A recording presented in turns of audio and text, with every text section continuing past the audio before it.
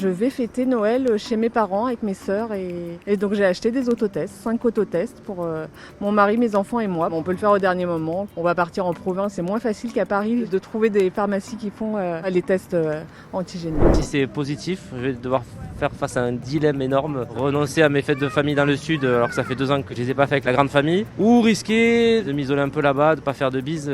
Il y a un peu mes fêtes qui sont en jeu, donc un peu stressée, ouais, mais je suis vaccinée, j'ai les 3 doses, donc il n'y a pas de raison.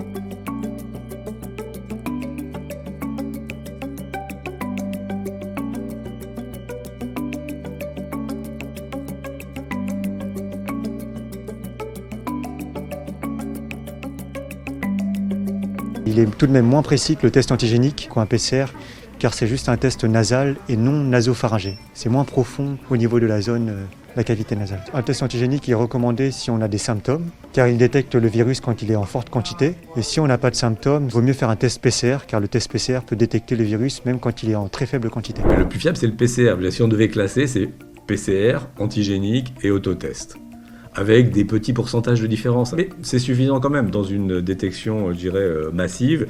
Comme il va y avoir beaucoup de gens qui vont se voir, n'hésitez pas à tester vous.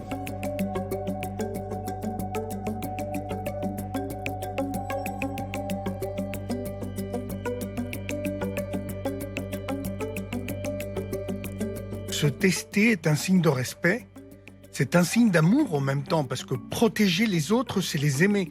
Le vaccin tout seul protège, réduit le risque probablement de s'infecter avec le variant Delta, mais ça ne l'abolit pas.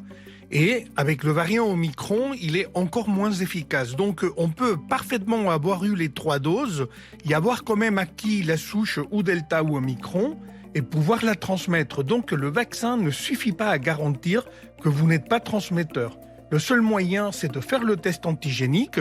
Et je suis d'accord avec vous, le test antigénique ne peut pas non plus garantir que vous n'êtes absolument pas contaminant. Donc, dans tous les cas de figure, il faut continuer à respecter le port du masque, les distances, le lavage des mains.